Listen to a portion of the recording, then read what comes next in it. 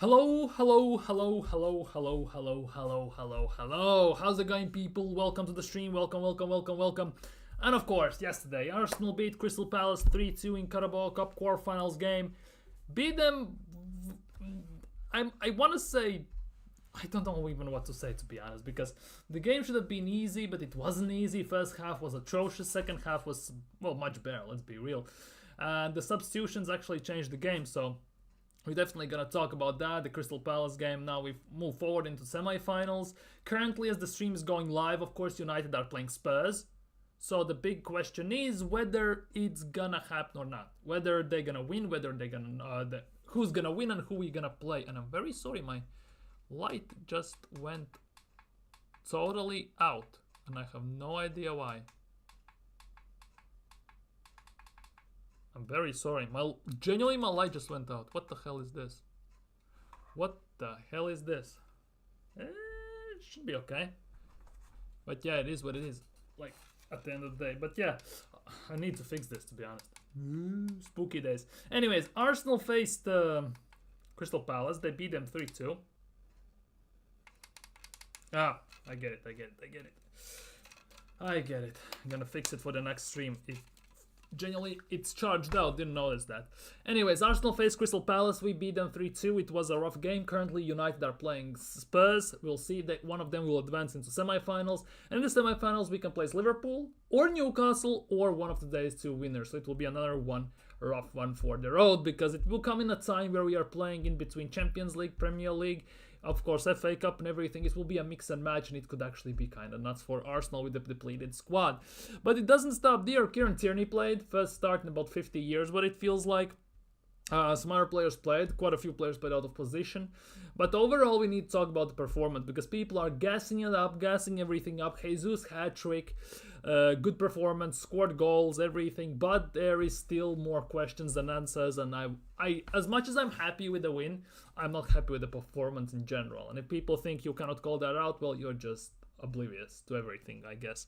So we're gonna talk about that. We're gonna look at Mikel Arteta's post-game interview, so that'll be very interesting to see what he has to say, because his recent interviews have been a bit of a joke, to say the least, given the fact that he counts Charity Shield as one of the top trophies compared to Premier League, Champions League, FA Cup and stuff like that.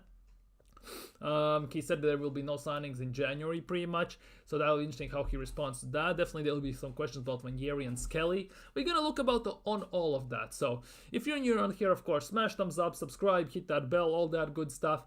Like the thing, spread it around, of course. It helps a lot. The algorithm helps a lot with everything. If you're new around here, subscribe. Leave your thoughts down in the chat below. Definitely gonna tackle them, definitely gonna discuss them, have a conversation about that. And if you're watching this as a playback, of course, leave a comment down below. Don't be shy.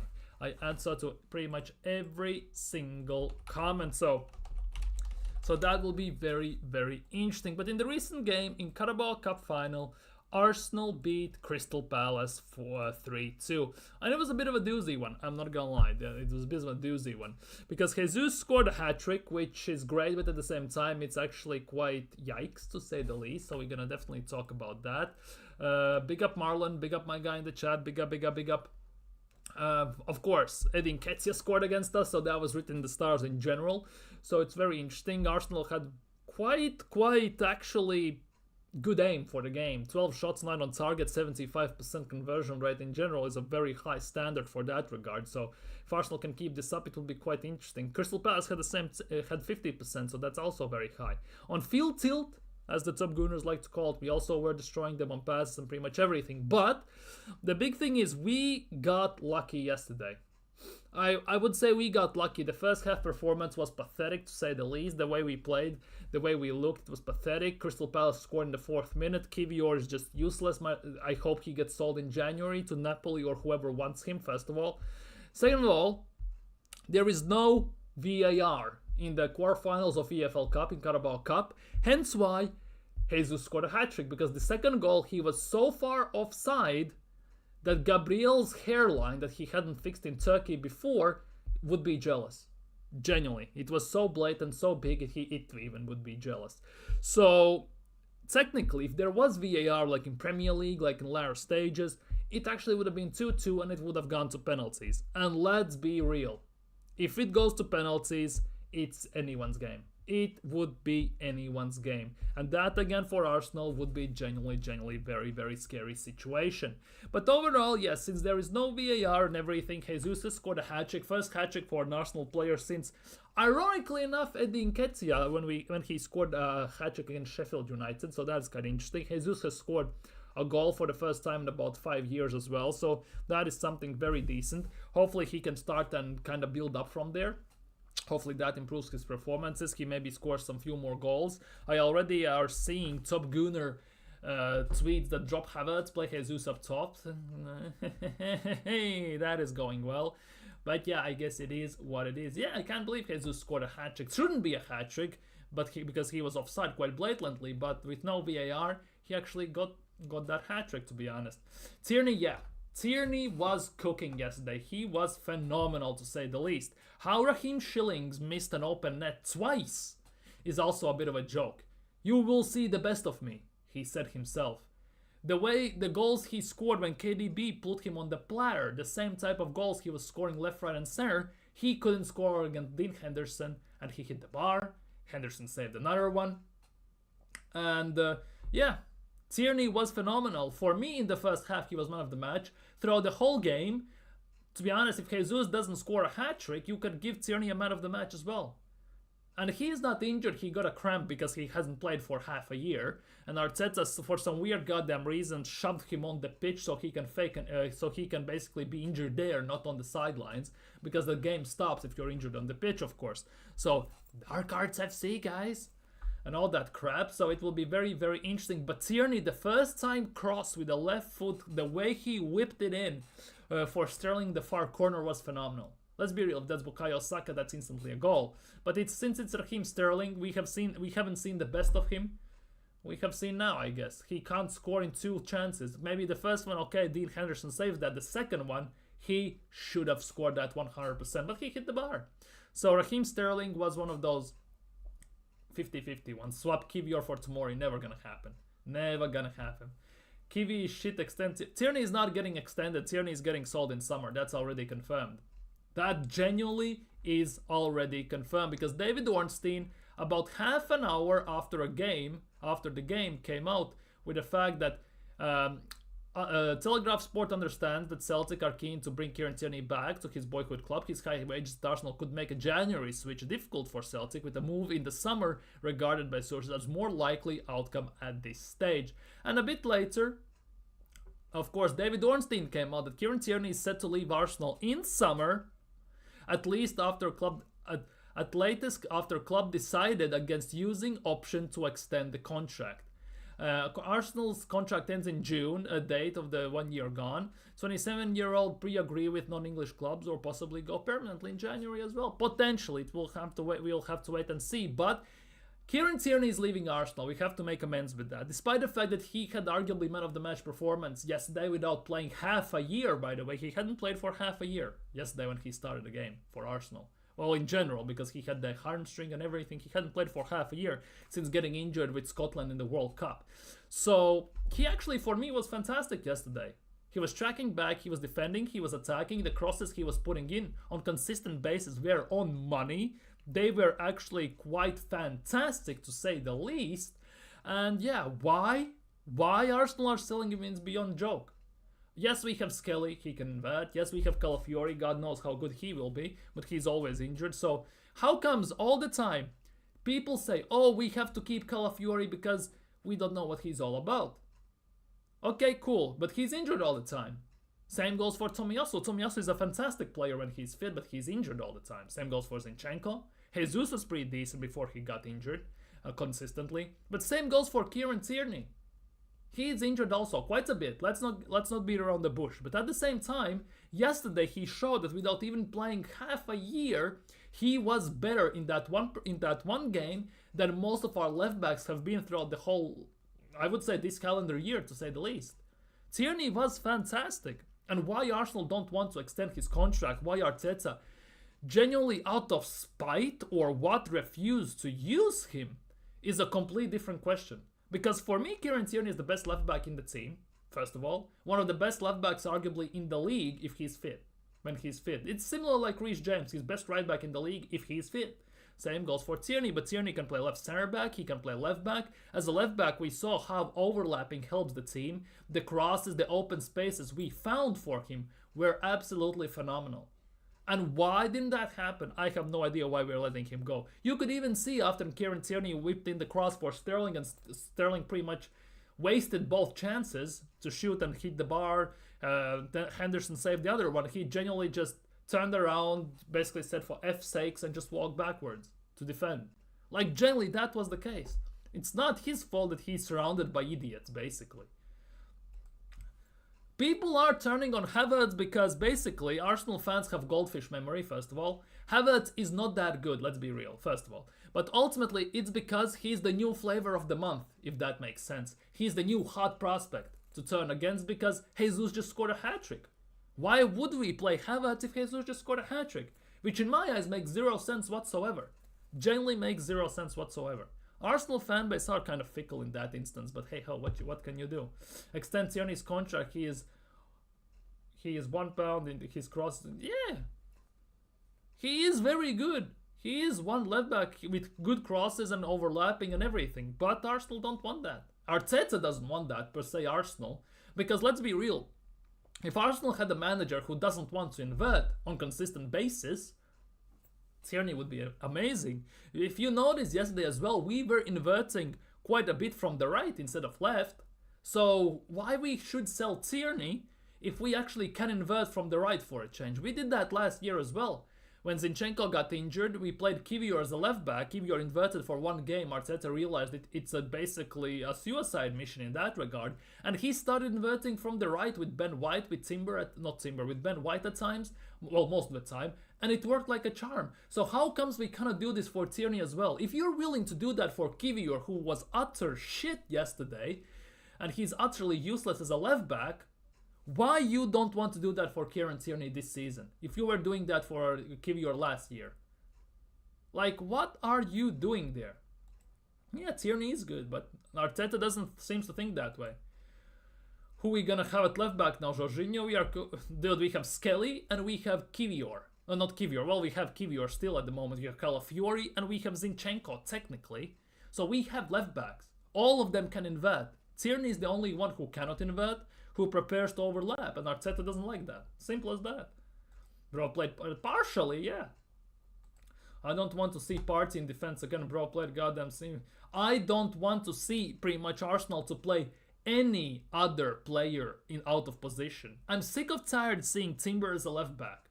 Partey is a right back or center back now even. Seeing players out of position really piss me off these days. It's not a coincidence that when you play Timber as a right back and Partey as a 6, they were fantastic. All of a sudden you decide to put them at right backs, left backs, goals, striker, all that stupid thing. It's just annoying, it's stupid. So if Jesus scored 30 goals, y'all would want Havertz to go. You don't address to me, address this to top gooners, by the way. I'm not hating on Havertz. Havertz for me is not good enough in general. I would sell Havertz and Jesus, both of them, and sign proper strikers, but I'm not Arsenal's board. They don't see it that way, I guess. But it's kind of mad. It's kind of mad how quickly parts of Arsenal's fanbase mind changes. Havertz, he's the savior at striker. Jesus scores hat-trick in one game. And bang, Havertz is useless. Start Jesus in the next game instantly. And it's always like that. It's always like that. And to be honest, it comes with the fact that also, when you asked about Havertz, Havertz is one of those players who is good at many things, but he isn't amazing or doesn't excel in a certain way. That is also a big thing why Arsenal are struggling. Because at striker and even on wings to some extent, we have players who are good at certain things, but not amazing. They don't excel at specific thing, for example. Like you could say Saliba defending, Raya goalkeeper, obviously. Timber is a right back, physical, he can invert, overlap, okay, cool, defensively and offensively. Odegaard technically with the passing, Saka with goal scoring and everything. But if you look at most of our players, they don't excel at anything particular. They are very well rounded and they are good at most of the things, but they are not amazing in everything. In certain aspect, that is very annoying. Kiwi was actually good at left back. He wasn't bad, but ultimately he is not good enough. You saw how Mateta dealt with Kiwior. Did you see that? It was like watching flashbacks of Konate dealing with Martinelli when we played Liverpool. He just little broed him. Mateta watched how the ball bounces. He already figured where the ball is gonna land for the shot, and he just looked at Kivior with one corner of his eye and just put his arm out, and basically Kivior never had a chance. Kivior is not that good. People want to make him good, but he's not that good. Kivior is not a left back. He's a center back. He's a left-sided center back in a back three. Same goes for the Calafiori. He's a left-sided center back in a back three. He's not a left back per se. And people don't realize that. Arteta doesn't realize that. Because if you actually think about this, if we had a proper manager who plays 3 at the back or 5 at the back, right? For example, center back trio of Calafiori, Gabriel, and Saliba would be amazing. Gabriel, Saliba, Timba. It actually would work. But since we play these weird left back inverting and everything, it's not gonna work. It genuinely is not gonna work. If Rice plays center back tomorrow, I'm gonna flip. Rice is not gonna play center back on the weekend.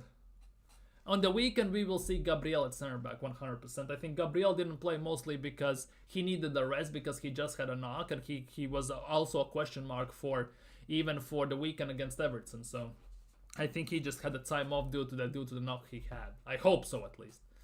Big up Nathan in the chat. Big up Nathan, my guy. Was just watching a bit of... Yeah, I get that. Because one of the teams, if they win, we might face them in the Carabao Cup semi-finals. And if for example, United win and we get United in the semi-finals, we will have to face United 4 times this year. We already faced them once. Then we're going to face them in Carabao Cup 2 times. Then we're going to face them in FA Cup. And then again, at home...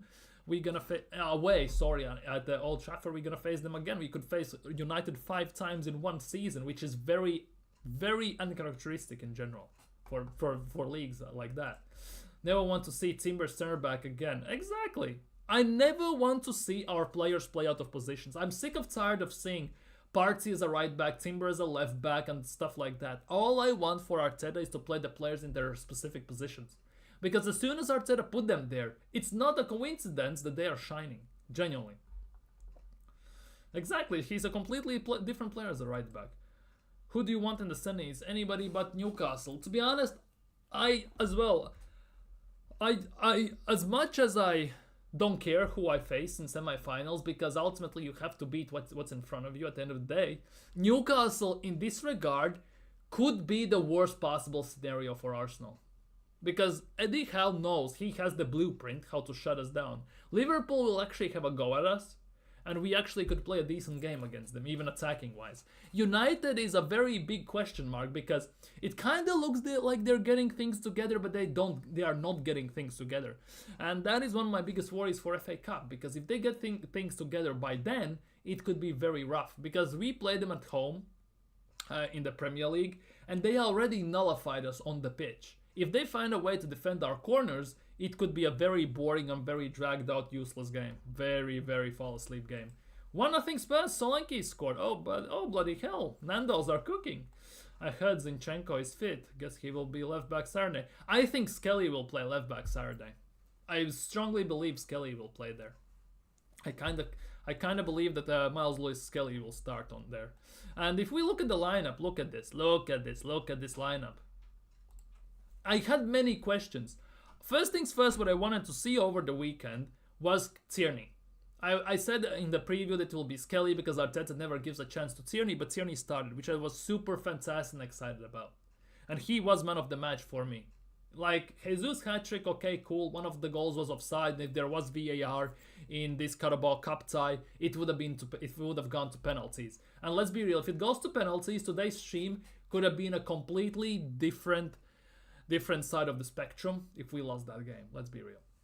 But ultimately, Jesus scored a hat-trick. Sterling missed an open net. The attacking trio was questionable, but it worked somehow. Partey as a right back really pissed me off. Timber as a center back really pissed me off.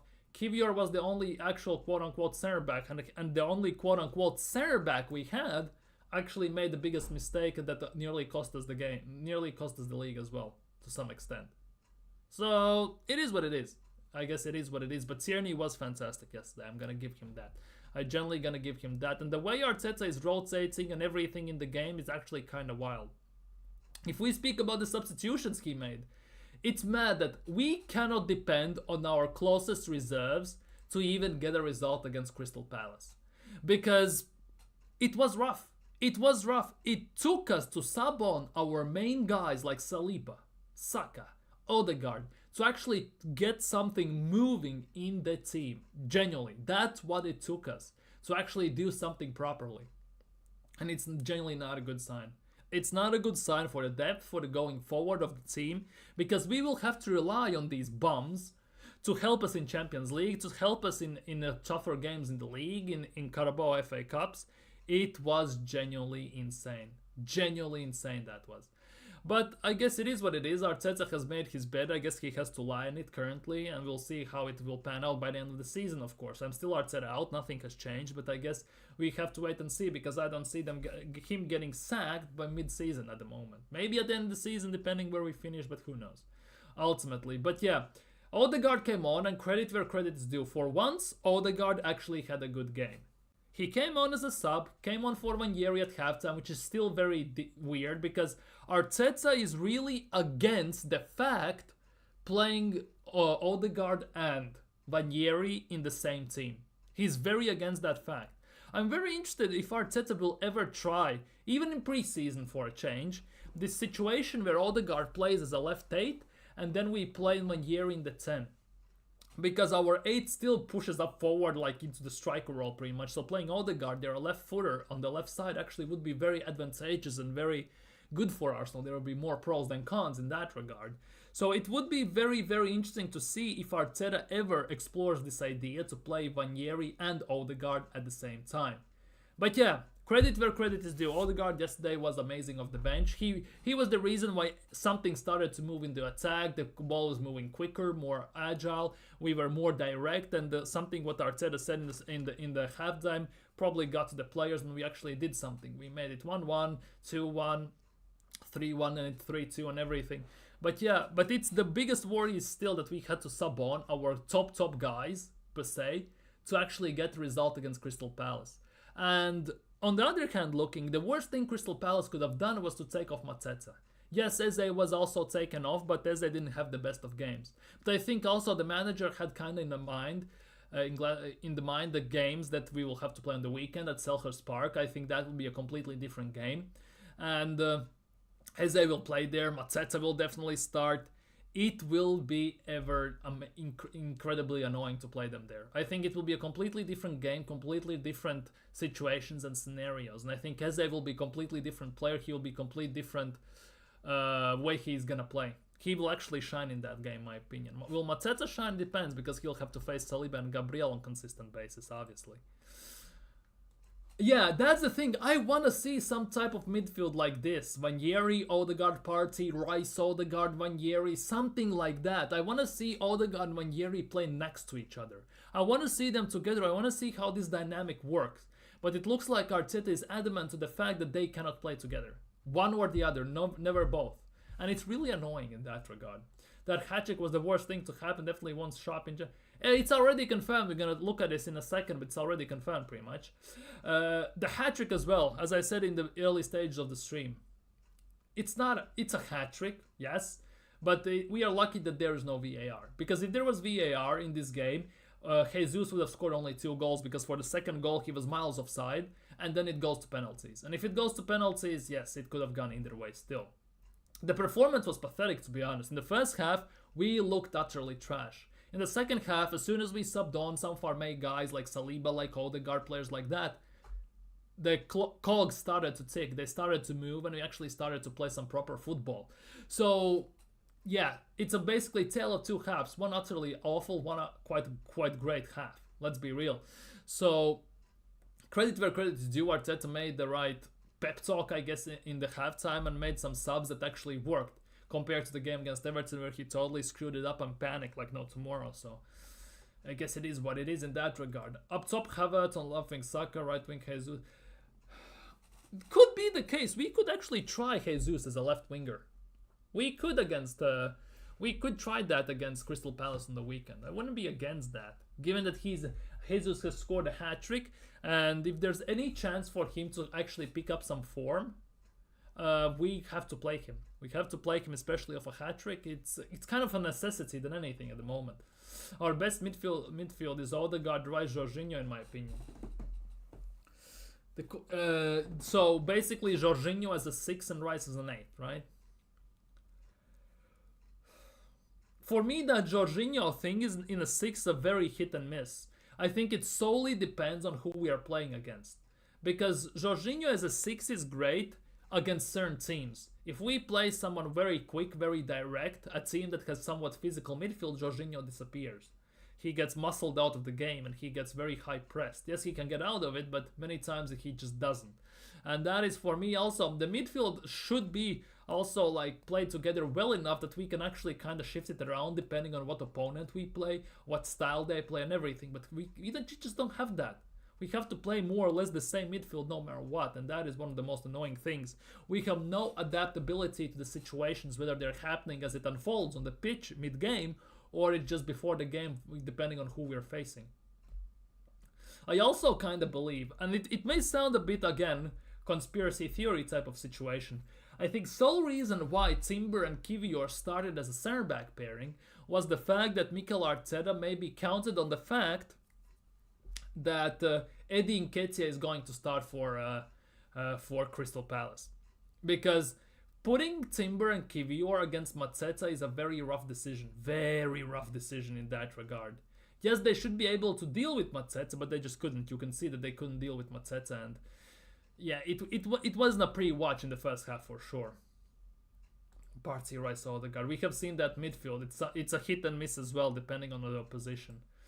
Yeah, we ain't signing no striker in January after. Yeah, definitely, we are not. We are not. It's pretty much confirmed as well. We're gonna look into transfer rumors in a second, and it's definitely confirmed. Yeah, Odegaard got 2 assists on the bench. Good for him. If I ever catch this Nketiah fraud, there were top gooners who were putting out images of R9 and Henry next to each other, like in the infamous games and everything, like Photoshop and everything, and they were saying, right? They were saying that this is like watching Prime R9 and Thierry Henry playing against each other. They had Eddie Nketiah and Jesus. They were saying that R9 is Jesus and Henry is Nketiah, and it's like watching them play. No joke, no joke. If you look at this on social media, you actually can find this. I'm not capping as well. It's actually insane. We need Timber as the right back. I can guarantee you that in the league, when we're going to play them on Saturday, our back line is going to be Partey, Saliba, Gabriel, and Skelly. 100%. Maybe Tierney, but who knows.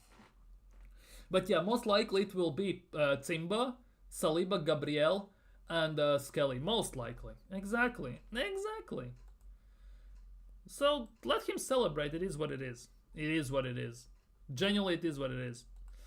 But yeah, and if you're asking about the striker situation, here we go. Let me start about the strikers. Among the players who will be considered next summer is Alexander Isak, who for many is the leading candidate to fill the role as Arsenal's new attacking focal point. Isak ticks all the boxes for Mikel Arteta. Okay. There are tough internal concerns over his injury record, as it should be given our injured players we have in the team, particularly given the intensity of Arteta's teams. Exactly, and that is a big issue. But again, look, summer transfer window. Moving on, Gyökeres. Arsenal have been consistently linked with Victor Gyökeres. However, Mail Sport has learned that there are reservations over a move for the player. Gyökeres has a reported 85 mil release clause in his contract. That stands till summer, by the way, not during summer. A big financial commitment, particularly when you consider he'll be 27 by the time next season starts. So, there are issues paying 85 million for Victor Gyökeres, but Arteta and Edu had zero hesitation to sign Kai Havertz for 65 million. Let that sink in. Genuinely, let that sink in for a second. They have reservations of 85 million for Gyökeres, yet had no reservations for signing Havertz for 65 million and putting him on 280 grand a week. There were no reservations for that. Yet there are reservations to pay 20 million on top to sign Victor Gyökeres. Not to mention the fact that it's a release clause. You drop the money on the table, you take Gyökeres, you take Sporting to F off, and you're happy. And to be honest, I have read today as well that Gyökeres prefers a move to Manchester United instead of Arsenal as well. I have read that today as well, by the way. And on top of all of this, there are also said to be some concerns over whether he can replicate his goal-scoring record in one of the Europe's major leagues, having built his reputation in Portugal. So what, we're gonna forget everything he did at Coventry before he moved there, right? We're gonna totally forget that. Okay, I get it. Portuguese league doesn't have the best defenders. They're very slow, most of them. Not all of them, but most of them. They're not the best. You have to play teams like Rio Ave, Santa Clara, Academica, and teams like that. At the same time, come on, man. Genuinely, come on. On the fact that Arsenal are willing to spend 65 million for Kai Havertz, like blatantly, like with the snap of their fingers, yet there are some hesitations of paying 85 million release clauses for him. That already is a worrying. You have problems signing 27-year-old player who will be at the start of the season, yet you have no issues to sign Thomas Partey, who is aging already then. Trossard, who else is there? Jorginho, players like that. Like, come on, man. And on top of that, it's actually kind of mad. It genuinely is kind of mad. And here, see, this guy is saying the same thing. But they didn't hesitate to sign Havertz for 65 million when the most he scored in the Premier League season for Chelsea was 8 goals. Same thing as I'm saying. Like, make that make sense. Make that make sense. Arsenal is like nothing. Exactly, that's what Patrick Evra said, and that is true. You always wait for next season in suspense and hesitation, with no hesitations, and hope that it will be something fiery, something incredible, and it always falls flat. For attack, Jesus, Havertz, and Saka. Could be for Saturday, definitely. Summer, Isak, Vlahovic, or Osimhen. Mostly Osimhen. Could be the case. Bro, we should sign Ruiz and Zubimendi as CMCDM and left wing. To be honest, think about this. Who do we need to sign next summer? Like, realistically. We want a left winger, that's 1. We need a backup for Saka, that's 2. We need a striker, that's 3. We need a backup for Odegaard, that's 4. We need 2 midfielders, that's 6. We need a left back, that's 7. We need a right center back covers, so that's 8 or 9, depending how you look at this. We need a goalkeeper, that's 10 already. We need to send like 9-10 players next summer. Genuinely. And that is to make a proper squad. 10 players. Like, do you think Arsenal will go sign 10 players in one window? No, they're not. They're gonna sign 3, maybe 4. And again, we will be left short, and everyone will dress it up like it's happy and chappy and super dandy. Sell Jesus, Martinelli, and Trossard. Yeah, you see, you sell Jesus, Martinelli, and Trossard. The thing is, though, knowing Arsenal, there's a big issue. Because you say this, we are selling our whole left side in attack. And if you say, take that and bring in Rodrigo. Okay, Rodrigo starts as a left wing. Who is going to be his backup? Because you're selling Martinelli and Trossard. And Jesus to extent. So who you going to bring in as his backup? Because we don't have a backup then. We have solely Rodrigo. It's just like playing basically Saka there with no backup. Same thing. And we cannot afford to do that. Yeah, Gyökeres has fallen off a bit. Might be due to Amorim, but who knows. Yes, Rodrigo, Saka. Yeah, that's attack, but we need backups. We cannot do these things if we don't have backups. We cannot go far in tournaments, in competitions, fight for trophies. If basically we have platinum starting 11, and then we have basically, I don't know, wooden made bench. And not just the good wood like redwood and stuff like that, or oak or something. We have this soaked, wet, half gone bad wood that's been sitting in the rain in the park for about 6 years, and as soon as you sit on it, it splits in half. That would be our bench if we signed Rodrigo. That is also the case.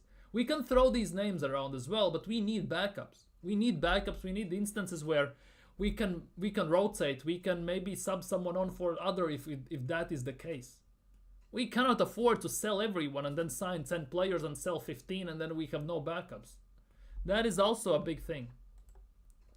Deadly with Sane and Diaz as backups. We are not signing Sane. Sane is signing an extension apparently, by the looks of things. And Sane would demand about 300 grand a week. Arsenal are never paying that. On top of the money we would have to pay to sign him. Diaz never signing from Liverpool. Let's be real. Osimhen one covered. Diogo Costa backup goalkeeper. Well, we need a lot. Diogo Costa is a starter. He's not gonna come to Arsenal to be a backup. To play about 10 games a season. Left back Davies or Estupinian covered. Center back Tomori, Skriniar. Yeah, by the way, Skriniar. I saw that Skriniar is leaving PSG in January on loan. I read that yesterday during the Arsenal game. Why we are not linked with Skriniar as a loan even for the half a season? Like, serious talk. We have these Kiviors and players like that, but we don't even sign, let's just say, Skriniar on loan for half a season. Why not? Why? Because Skriniar has been linked with Galatasaray apparently as well. Ruiz, we are not signing Vitinha. Vitinha would be about 110 million or something stupid like that. Chouameni maybe, but it also doesn't look that way. It's a very hit and miss with these guys. Real Madrid are not selling some of their best guys. You have to look also from who you are signing for and how much they mean to the club.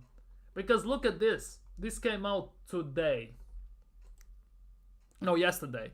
According to Real Madrid Confidencial, Real Madrid are ready to cash in on defensive duo of Eder Militao and David Alaba at the end of the season amid consistent injury issues.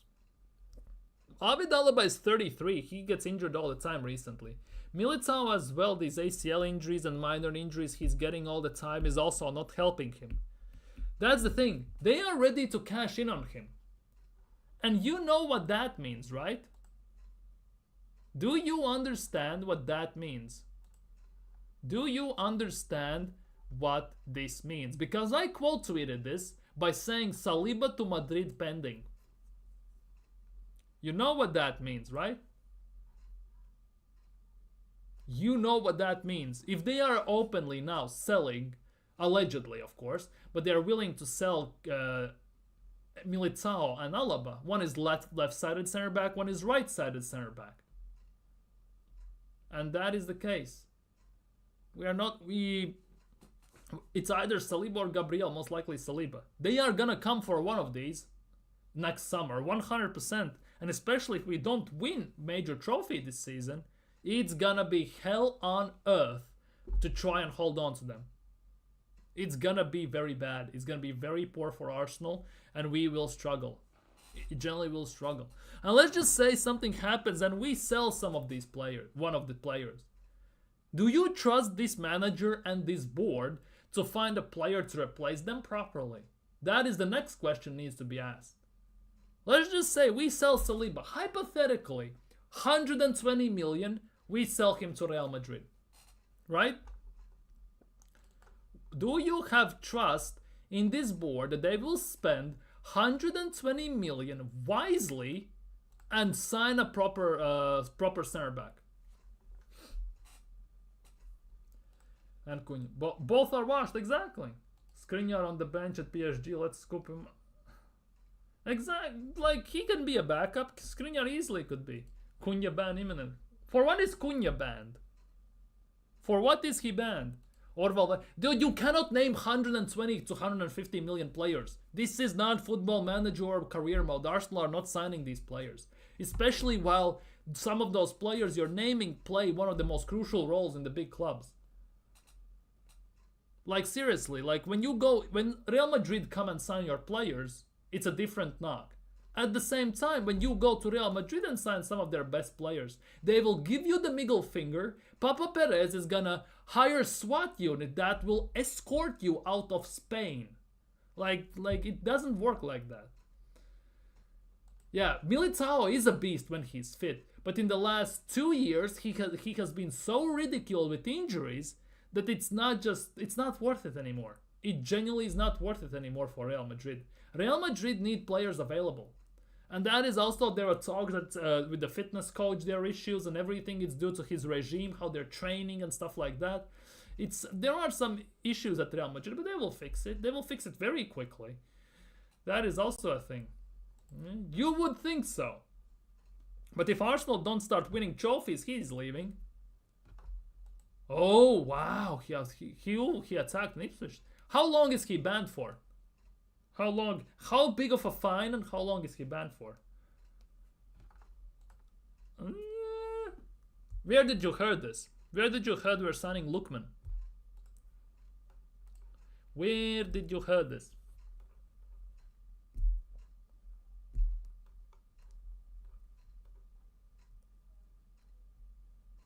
And here it is. Arsenal's recruitment staff in liaison with Mikel Arteta are gearing up towards making significant outlay on a striker. Again, this summer, it's all about summer. It's never about January. It's only about summer. Which means in January we will not sign anyone pretty much. The identity of who they go for remains on an ongoing process. Oh, here we go. There's another process happening. And will depend on myriad of factors: age, cost, injuries, experience.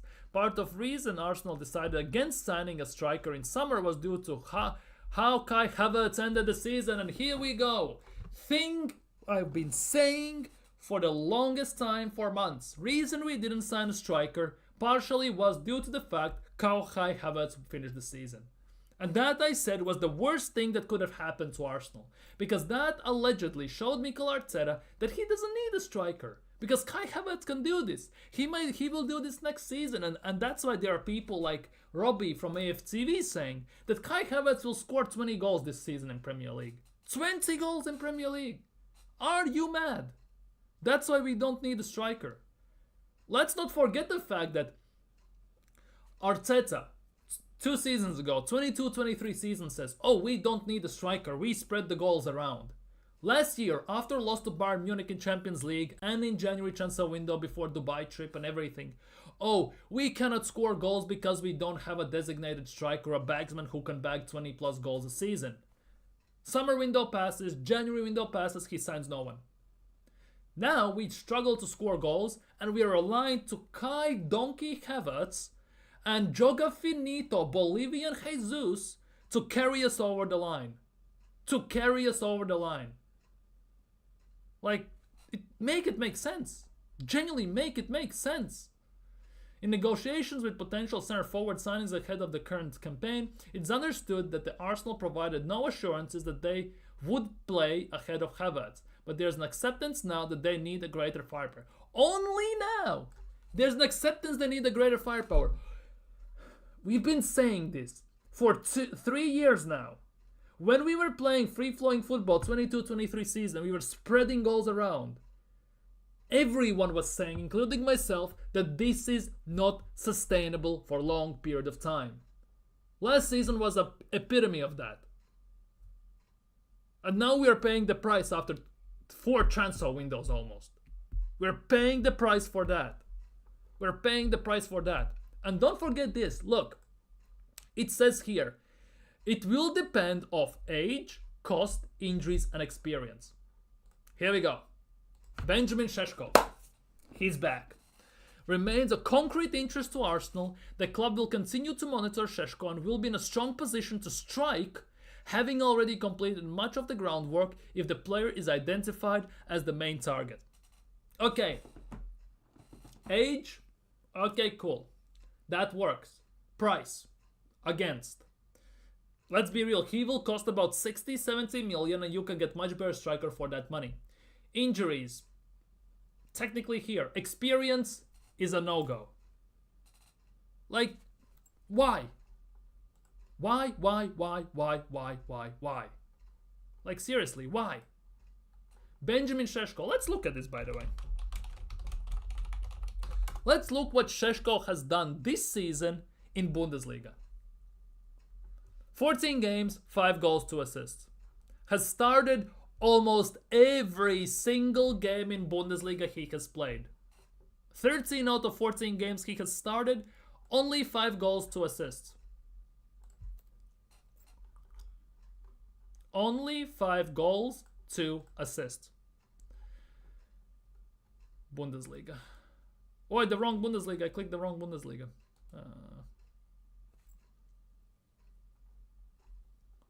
Here we go. Last year in Bundesliga, 31 games, 14 goals, 2 assists.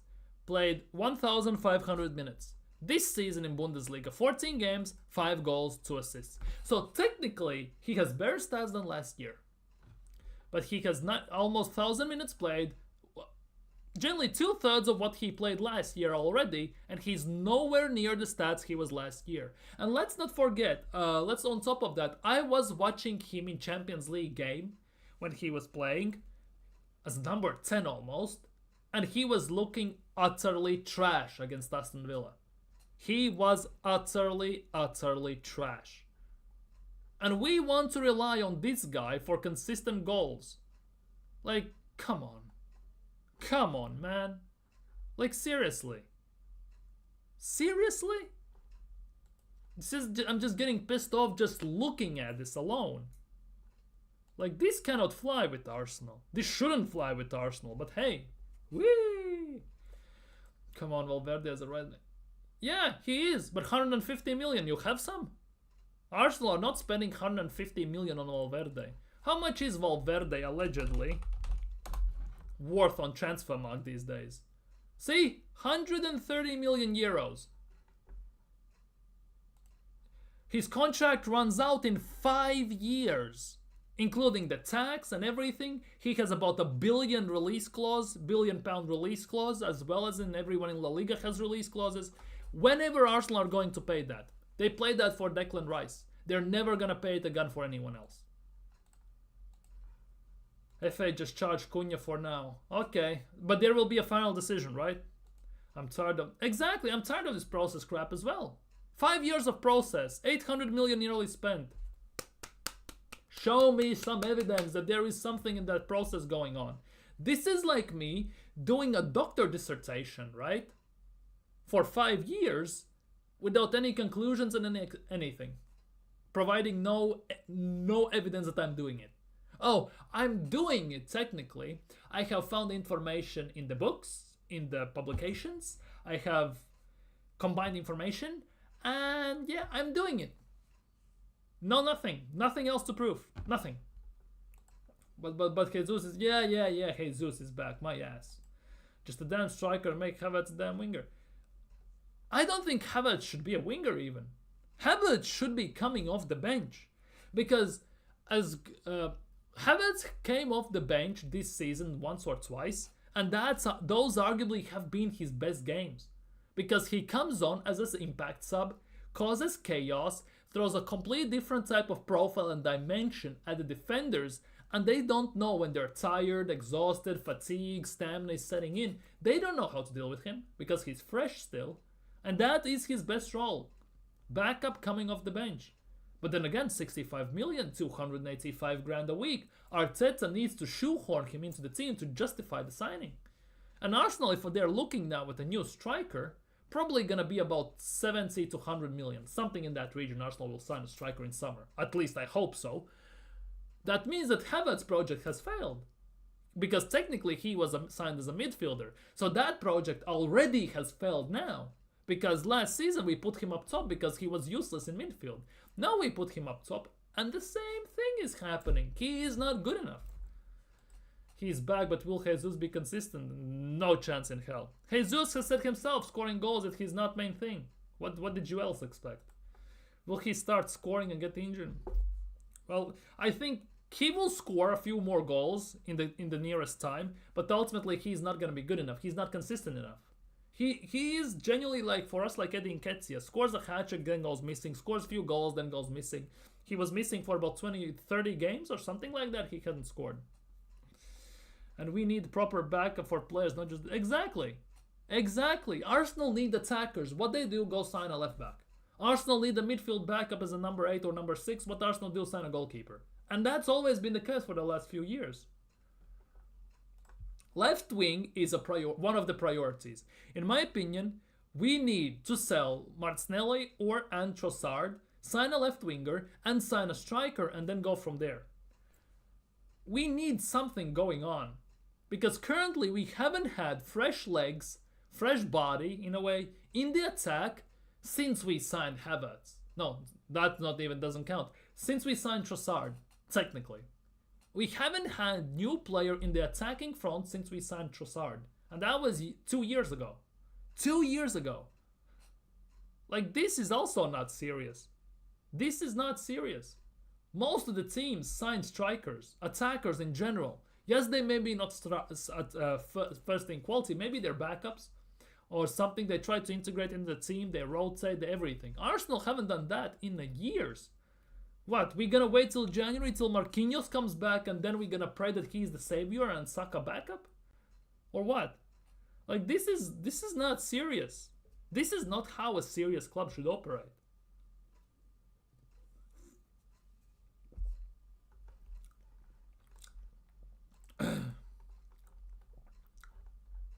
But yeah, I guess that's that.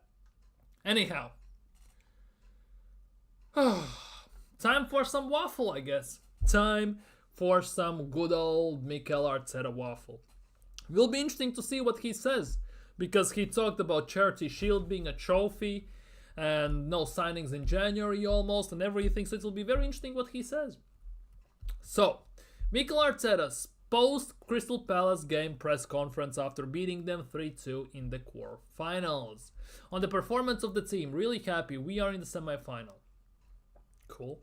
The game started in a way that we certainly didn't want it, with a very simple goal, and then our team had to react, and I think we did in a great way. Showed a lot of character, so much desire to turn things around. In the first half we lacked some threat. We didn't do anything in the first half. In the first half we genuinely did F all. Let's be real. So we created 2 or 3 big chances, but it didn't score, and with a few adjustments in the second half we got a grip, and the same again, we looked a threat. Okay, cool. On the confidence growing in Gabriel Jesus tonight. So pleased for him. It's been a long period for him without goals, and today to score 3 goals, the 3 type of goals he scored tonight, as well as many actions he was involved, he looked very sharp. And to be honest, Jesus yesterday looked sharp. It was classic Jesus. The Jesus before the injuries, before the World Cup. That's the Jesus I want to see. Yes, he's not going to bag 20 plus goals, but he got about 14 goals, about 6 assists or something like that in the first season at Arsenal. I need that Jesus back. If we want to have any threat in the attack and be somewhat free-flowing, more dynamic, because with Jesus at striker, we look much more fluid in the attack. More movement, more technical ability, more everything. With Havertz, it's much more static, and it's kind of also messing up the timing of the everything. I think it's a great thing for him, great thing for the team that we can rely on a player with such quality. Same with Kieran, same with all the players who haven't started many games and had the chance to do so. Tierney was fantastic yesterday. Let's not beat around the bush. Tierney was fantastic yesterday. On getting some momentum back to the squad, yeah, especially if we don't win, or to win the next one is really important. To win it in a difficult situation, different context. They played with their starting 11 as well. They're a great team. They didn't play with their starting 11. They had a few changes, didn't they? The proper starting 11 is gonna be on Saturday, isn't it? That will be peak.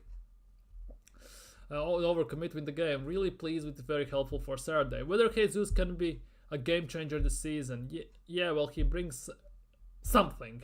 He has that quality. He has a way of generating situations that is quite unique. Gabi is that level, obviously, and a big asset. When Gabriel Jesus is fit and on his game, he actually is a very, very good and decent player. Same goes for players like Tomiyasu, for example. When he's fit and injury-free, he's quite a great player, let's be real. Very good defensively. He's very strong and powerful as well. But when they get injured consistently, they just it's more annoying than anything. On the 8 changes to the starting 11, yeah, that was nuts. I thought it was appropriate and good for the team to make those changes. You are right. You are right or wrong in relation to the result, basically, but I think the players deserve, especially some of them who haven't been playing much, to feel important and everything. that they earn with their attitude, their behaviors, the way they train, the way they play them, when they have a chance to feel that it's worth it. So I'm really happy with that.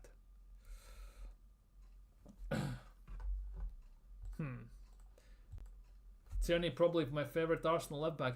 The Tierney, when he just came in, he was fantastic. There were talks that he might have a great legacy at Arsenal. There were talks about him being the future captain of Arsenal, the way he presented himself and the way he was vocal and everything. But the injuries just ruined that, unfortunately. That is the big issue. From where? Where did you hear that we are signing Lookman? I need to see that. Tierney also as well. I wouldn't say he's the best left back at Arsenal in general. However, your favorite. Okay, cool. Not the best, but your favorite. I assume from the Arsenals that you have seen. I would assume in that regard, from Arsenals you have seen. Like comparing him to some players, yeah, it's not that big of a pool, I think, in general. I assume from the Arsenal that you have seen over time, just only. On what level he believes Jesus can reach this season, it's about consistency. So now obviously this is the moment to spot it. It's about consistency and it's about avoiding injuries. On how vital Odegaard and Saka are to the team, they are two of our best players, but we rely on the team. We rely on a lot of individuals like any other. We rely on the team, dude. You rely on these two dumbasses. I'm sorry for my expression regarding these two. So much. It's actually insane. Attacking wise, you rely solely on these two to attack, to score, and to do anything. You solely rely on these two, not the team. To change games, impact them. Why Kieran Tierney came off? It was a cramp, so that is good in that regard that we can sell him either, or we can play him. It depends what Arteta sees in him. Yeah, big up Pepper. Tierney showed his quality. Yeah, Tierney for me, if you exclude Jesus is man of the match, because if you score a hat-trick, that's almost a given. He was my man of the match. I'm not gonna lie, he was my man of the match, Kieran Tierney. He was fantastic. We have one proper left back in the team, and shocking surprise that as soon as he plays, we have actually proper left back, and you could see what proper left back should look like. I'm still pissed off that Sterling didn't score that open net chance twice from the Tierney cross. I'm still pissed about that. That's the best you have seen from Sterling. Missing open net pretty much. I see from Fab. Okay. One left back if Tierney. Yeah, we need to sign a left back and Tierney leaves as well. Well, technically we don't in Arteta's mind because we have Skelly, Zinchenko, Kivior. But if some of them leave, that actually could be the case. On the way Kieran Tierney was utilized as a winger. Well, he wasn't a winger, was he? He was more when you play 5 at the back. He was a wing back. He was playing as a wing back, wide wing back. He's playing to his strengths, and that's something that we have to continue to learn. We have to continue to learn. Tierney has been here the whole fucking time you've been here as a coach, you dumbass. What else do you need to learn? What else you need to learn about him? Because they give you a lot of information. They tell you not sometimes with their words, but with a lot of information. They feel they're more comfortable. Certainly, there's a much better for it in them. On the way, Odegaard came back tonight. What do you mean came back? Where was he? In Alaska? Great, good response. That's what we want from all of that. Yeah, Odegaard off the bench was fantastic yesterday. Give credit where credit is due. Odegaard yesterday was fantastic off the bench. On whether Jesus' goals make for selection headache. Let's see. Let's enjoy tonight and start to think. It's good that we have players that are knocking on the door and telling the team I deserve to be there. It's a good problem to have. Well, if you have like prompt 101 answers that managers make about players on good form, this is the one. It's good to have players in good form and having a headache in selections when you have the chance. That's pretty much what any other manager is saying every single freaking time. Let's be real. Kerkez from Bournemouth, that would be actually a very decent signing for Arsenal. But can he invert? Can he invert? Yeah, his comments are infuriating, genuinely. And it's not like you can write it off to the fact that he is learning English, because he's played in England for like half of his career, if not the whole career almost. So it's a bit of a weird one, isn't it? And they wonder why fans sometimes make comments that are controversial about this manager. Exactly! That is the case. He says, does Arsenal rely too much on Saka, on Odegaard? Well, they're very important in our attack, but we rely on the whole team. Motherfucker, when you go on the attack, you solely rely on these two to attack and score. You ignore Martinelli on the left. Havertz is there just to take up space, literally. And that's about it. Like, it's mad. Exactly, the ultimate question. As soon as you buy a wing back, can he invert? As soon as you buy a left wing, can he play a left wing back? Based on Arteta's tactics. As soon as you buy a number 9, can he defend and play as a number 6? Because there are times when we see them there. It was same yesterday with Ethan Vanieri. He was tracking back so much that it felt like half the time he was as a number 6 on the pitch. He was so much tracking back and dispossessing opponents, at least in the early stages of the game, definitely, that he felt as a 6. Yeah, Tierney can play center back. He can play left back and center back. Like, generally, he can play as a center back. That is also that is the big thing. He does that for Scotland, by the way, because they play Robertson as left wing back. That is the case as well. Anyways, is there anything else we can look at? Because there definitely are some information more. Gyökeres we talked about, Sesko we talked about, Isak we talked about, Tierney we talked about, of course, selling him and everything. Jesus. Gabriel Jesus. Sometimes I have this problem with luck scoring goals. But obviously I can score goals. Well, I can score goals as well, if you say it like that. The thing is, you have come out on not social media, in interviews, and openly said that your main trait is not scoring goals. And that is the biggest issue in all this statement. I can score goals as well. Give me a proper pass, I will bang it 9 times out of 10. When I don't score, they want our striker to score goals. I agree with that. That's why I'm working a lot in training. Well...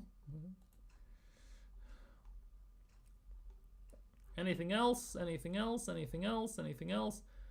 Liverpool. Gabriel Jesus won one of the match yesterday, yeah. That is the case. Now, Daily AFC, anything new here? What the hell is that image? Oh, expected huddles.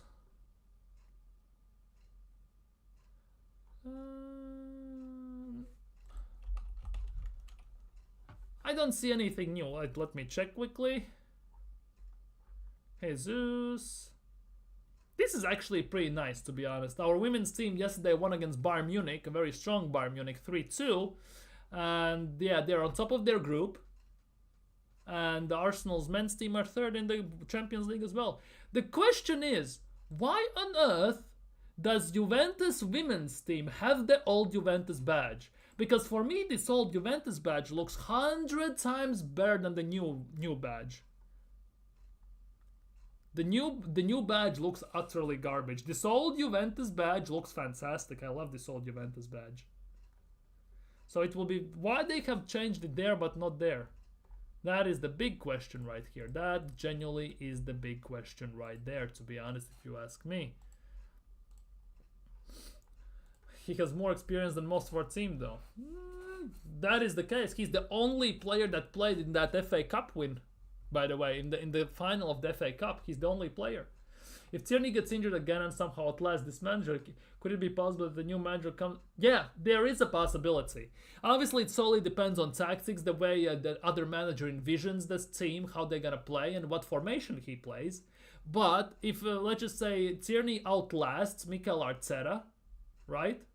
And another manager comes in that doesn't invert or plays 3 at the back, and we need attacking wing back like Nuno Tavares, for example, that type of a wing back who doesn't need as much defenders, go in, attack, shoot, cross the ball, and be overlapping and everything. Tierney will play quite a lot, because if you compare to Skelly, Zinchenko, Calafiori is a center back, Zinchenko is a midfielder, Skelly is a midfielder who plays a left back as well, so Tierney technically is the only out and out left back who can do these things, like on consistent basis. I guess it depends on length. Exactly. Kieran Tierney's contract runs out this summer, I think, or next summer. Wait, Kieran Tierney. Kieran Tierney. His contract runs out next summer. Yeah, June 30th, 2025. Arsenal have also are not extending his contract, by the way. Where was it? Pepper, you will love this, by the way. You will absolutely love the incompetence of Arsenal. Kieran Tierney is set to leave Arsenal in the summer at latest after club decided against using option to extend contract. Arsenal deal ends June and date to add 1 year gone. 27-year-old can pre-agree with non-English clubs or possibly go permanently in January. His contract runs out next summer at the end of the season. Tierney made defense and attack. Exactly, and that's what we need. We need something different, and he definitely provided something different. I said yes, they never doubt a Brazilian footballer who is having a new baby. Well, at least he could score off the pitch. He can score also on the pitch.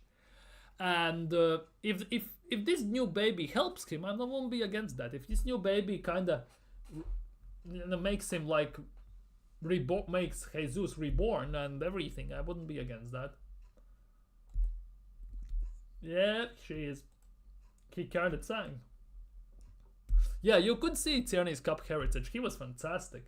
He was levels above most while he was on the... Yeah, Tierney for me was man of the match. If he played a full 90 and didn't have cramp, right? For me, he's man of the match. Obviously, Jesus gets man of the match due to hat-trick, but not for me in general. If you ask me solely, it's Kieran Tierney and Jesus who deserve man of the match.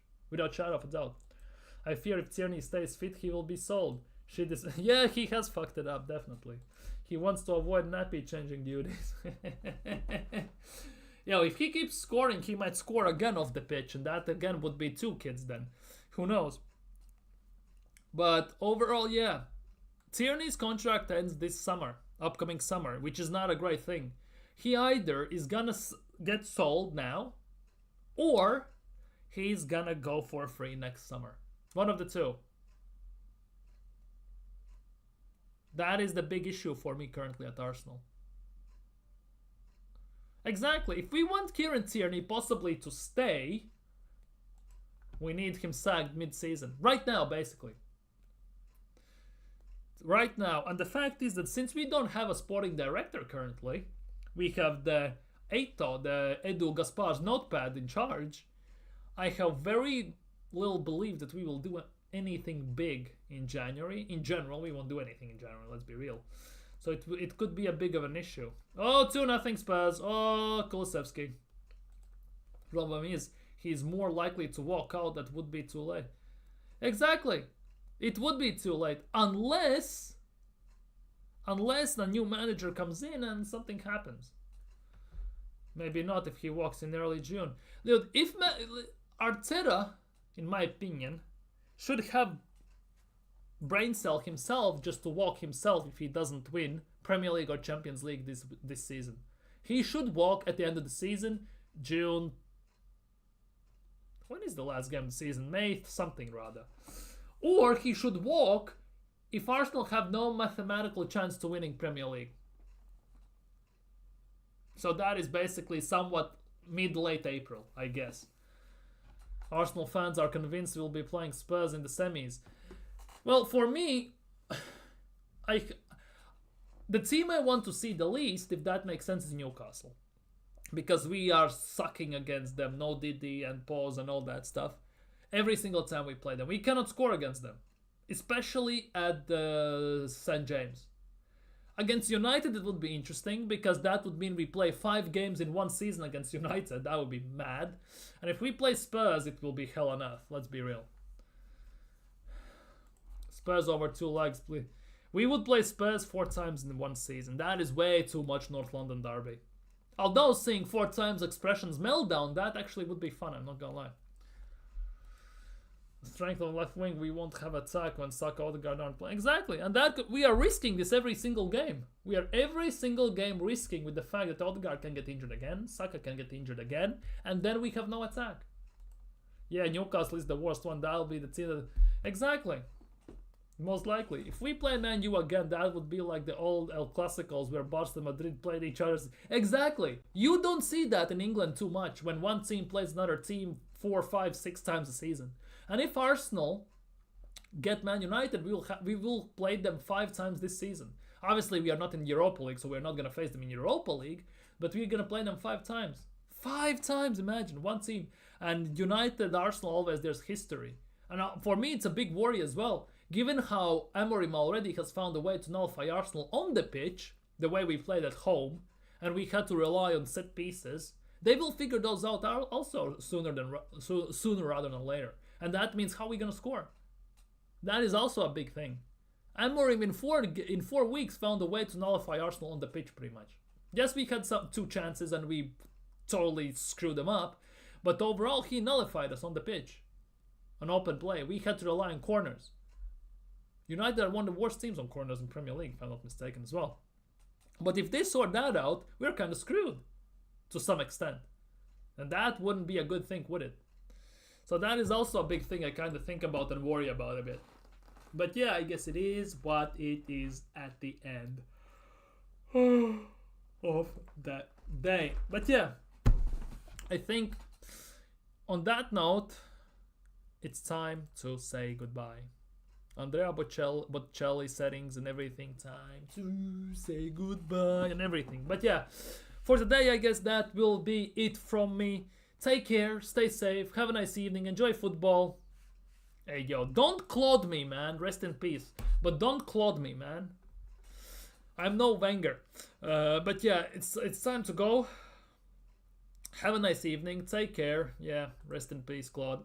Rest in peace. Imagine how he would be cussing Arteta currently. Holy crap. Anyways, take care, stay safe, enjoy football. Like the stream if you haven't already. Subscribe if you haven't already. Still hoping to hit 400 subscribers by the end of this calendar year. We are a bit far off, 82 subscribers away, but I think it's still doable. But yeah, for today, I'm gonna go. Take care, stay safe. See you all tomorrow for Crystal Palace preview and some other transfer and other chats. Take care, stay safe, and have a nice evening. Peace out.